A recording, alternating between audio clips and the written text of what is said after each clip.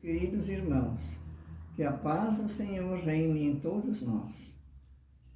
Inclinamos nossas cabeças para orar. Pai eterno, todo-poderoso, te pedimos por todos os que sofrem, enlutados, doentes e acamados, onde quer que seja. Tem misericórdia de cada um. Perdoa-nos em nossas fraquezas. Em nome de Jesus te pedimos. Amém.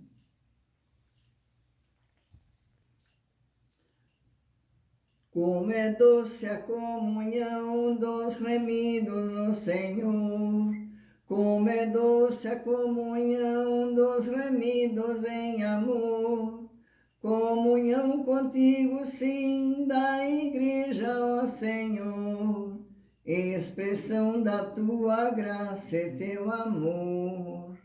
Olá, queridos irmãos, que a graça de nosso Senhor Jesus Cristo, o amor de Deus o Pai e a comunhão do Espírito Santo esteja sobre todos nós neste momento.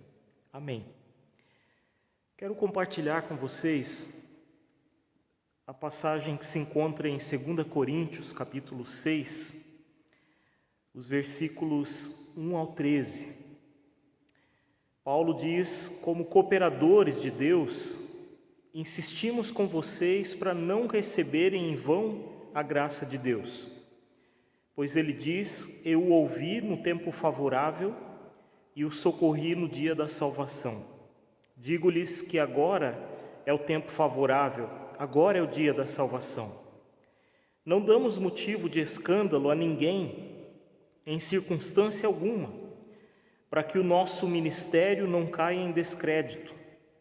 Ao contrário, como servos de Deus, recomendando-nos de todas as formas, em muita perseverança, em sofrimentos, privações e tristezas, em açoites, prisões e tumultos, em trabalhos árduos, noites sem dormir e jejuns, em pureza, conhecimento, paciência e bondade, no Espírito Santo e no amor sincero, na palavra da verdade e no poder de Deus, com as armas da justiça, quer de ataque, quer de defesa, por honra e por desonra, por difamação e por boa fama, tidos por enganadores, sendo verdadeiros como desconhecidos, apesar de bem conhecidos, como morrendo, mas eis que vivemos, espancados, mas não mortos, entristecidos, mas sempre alegres, pobres, mas enriquecendo muitos outros, nada tendo, mas possuindo tudo. Falamos abertamente a vocês, coríntios, e lhes abrimos todo o nosso coração. Não lhes estamos limitando nosso afeto, mas vocês estão limitando o afeto que têm por nós. Numa justa compensação, falo como a meus filhos, abram também o coração para nós. Irmãos, o apóstolo Paulo começa dizendo: não recebam a graça de Deus em vão. Essa é uma exortação que o apóstolo faz aos coríntios, nesse trecho que nós acabamos de ler. Nesta segunda carta aos Coríntios, Paulo reafirma alguns assuntos fundamentais da fé cristã. Deus é o nosso consolador. É Ele quem nos fortalece, quem nos ampara em nossas tribulações, sofrimentos.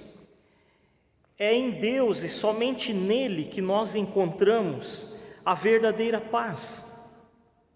Essa paz só vem por meio da compreensão do perdão que nós recebemos em Cristo Jesus. Ele age. Além de nos perdoar, Deus nos chama para nós fazermos parte da sua salvação e anunciarmos que Ele nos chama para uma nova vida. As pessoas, todas que estão perdidas, Ele nos chama para anunciarmos a nova aliança que fez e propõe a todos os seres humanos em Cristo. Enquanto permanecemos com Cristo e andamos com o Senhor, Passamos sim por dificuldades, sofrimentos aqui neste mundo, porém, temos promessa de recompensa, de bênçãos eternas que valem muito mais do que qualquer coisa que possa existir nesse mundo. Mesmo que venhamos enfrentar a morte aqui, a nossa promessa é de vida eterna. Ressuscitaremos, teremos nova e superior morada. O saber de todas essas coisas nos leva a viver a cada dia o chamado da reconciliação com Deus e o anúncio dessas coisas. Esses são os motivos que levam o apóstolo Paulo a dizer no trecho de hoje: não recebam a graça de Deus em vão. Deus fez e faz muito por nós. Ele nos ouviu e nos ouve. Ele nos socorreu e nos socorre. Não podemos de forma alguma abandonar esse presente e a presença de Deus. Não podemos nos deixar iludir pelas situações, as coisas ao nosso redor, mas em meio a elas, continuar olhando para Cristo, para o nosso chamado, que é levar o amor e a graça do Senhor por onde quer que nós formos. Paulo fala sobre ele e outros colaboradores do Evangelho, que procuraram viver de forma digna, sem trazer escândalo, para que o ministério deles não caísse em descrédito. Naquele tempo, todos ouviam as histórias desses homens de Deus, desses servos e servas. As pessoas também ouviam e sabiam que eles não eram perfeitos, mas todos ouviam falar dos sofrimentos que eles enfrentavam por viver, por anunciar o Evangelho. Todas essas lutas e sofrimentos, privações, tristezas, que vinham das prisões, ofensas, surras e açoites que eles levavam. Com isso eles passavam noites mal dormidas, tinham muito trabalho, também jejuavam em louvor e adoração a Deus. As pessoas e igrejas ouviam sobre a pureza desses servos e servas do Senhor, do conhecimento, da paciência, da bondade, do amor sincero que vinha da ação do Espírito Santo neles. Esses homens e mulheres falavam da palavra da verdade no poder de Deus. Eles lutavam não com armas que provocam ferimento de morte física, mas com armas da justiça, com a palavra de Deus, com argumentos bíblicos. Por causa dessa verdade, eles eram tidos como mentirosos, eram desonrados, eram humilhados. Assim como aconteceu com Cristo, eles eram abandonados por quem parecia ser amigo e companheiro, mas também eles eram honrados, acolhidos e amparados por irmãos na fé. Algumas vezes quase foram mortos por espancamentos que sofreram. Isso os entristecia. No entanto, quando se lembravam que estavam sofrendo por causa do Evangelho, se enchiam de alegria, o que reforçava seu testemunho diante do mundo que os perseguia. Olhem o que Jesus afirmou sobre a perseguição: bem-aventurados serão vocês quando por minha causa os insultarem, perseguirem e levantarem todo tipo de calúnia contra vocês. Alegrem-se, regozijem-se, porque grande é a recompensa de vocês nos céus. Pois da mesma forma perseguiram os profetas que viveram antes de vocês. Mateus 5, 11 e 12. Por isso, eles até poderiam não ter nada de bens, mas sabiam que tinham o maior tesouro. Eram ricos da graça, da misericórdia do Senhor. Davam muito valor à graça recebida, à salvação. O apóstolo Pedro, ele vai na mesma direção que Paulo, que Cristo, e diz: alegrem-se à medida que participam dos sofrimentos de Cristo, para que também, quando a sua glória for revelada, vocês exultem com grande alegria. Se vocês são insultados por causa do nome de Cristo, felizes são vocês, pois o Espírito da glória, o Espírito de Deus, repousa sobre vocês. Se algum de vocês sofre, que não seja como assassino, ladrão, criminoso ou como quem se intromete em negócios alheios. Contudo, se sofre como cristão, não se envergonhe, mas glorifique a Deus por meio desse nome. 1 Pedro 4, versículos 15 e 16. Uma das coisas que mais me chama a atenção nesse relato do apóstolo Paulo é que ele teria todos os motivos para ser uma pessoa amargurada, frustrada, deprimida, mas ao invés de viver entristecido, ele afirma que está sempre alegre. É quase impossível, eu diria humanamente impossível, mas isso também não quer dizer que ele não sofria, que ele não sentia dor. Ele tinha ao mesmo tempo em seu coração tristeza e alegria. Havia espaço para tudo isso, mas a alegria era uma alegria plena. A tristeza era passageira.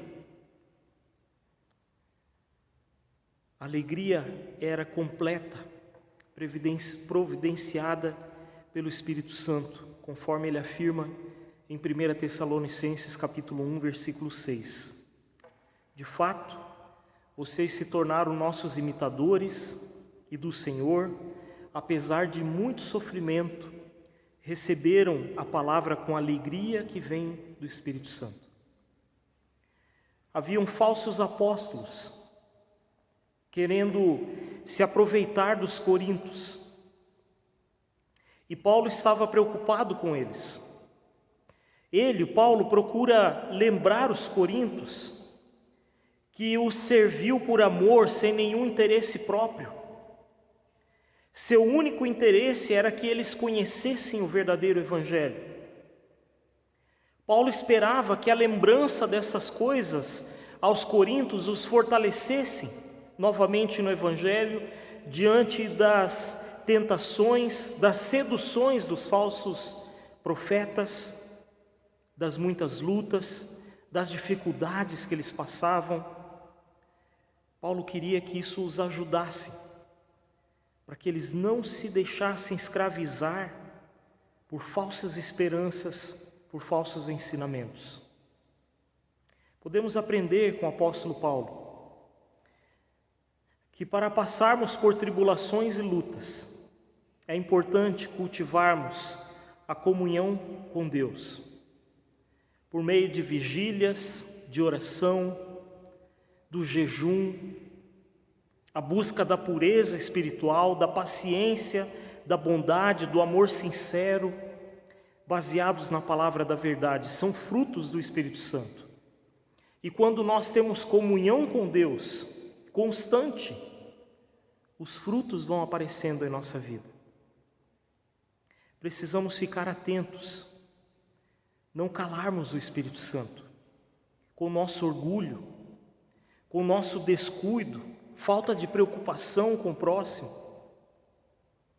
Assim como os apóstolos, todos nós cristãos somos embaixadores, somos porta-vozes de Deus neste mundo. Não podemos nos esquecer que representamos o Senhor com nossas vidas. Não existe maior honra do que isto. Não existe. Deus nos salva em Cristo, mas também age através de nós, das nossas vidas, nas pessoas com as quais nós convivemos. Por fim, Paulo expôs e lembrou aos coríntios sobre a graça de Deus. Sua preocupação era de que eles estavam se esquecendo da graça recebida, da salvação em Cristo. Será que todo o anúncio do Evangelho, tantas pessoas que se entregaram ao Senhor, será que eles receberam a graça do Senhor em vão? Será que aquela comunidade de Corinto não apresentava mais os frutos do Espírito em sua fé? A verdadeira compreensão da graça transforma nossa vida, nosso tempo. Quando entendemos o Evangelho, a nossa vida passa a ter outro sentido. Quando entendemos a salvação de Deus, nós não podemos deixá-la passar. Essa não é uma daquelas decisões que nós podemos deixar para depois, para outro dia. Essa decisão precisa ser tomada agora, imediatamente.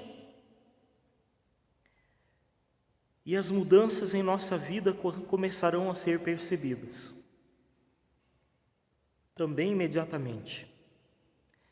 Buscar ao Senhor, servi-lo, adorá-lo em todo o tempo, é evitar desperdiçar a graça de Deus.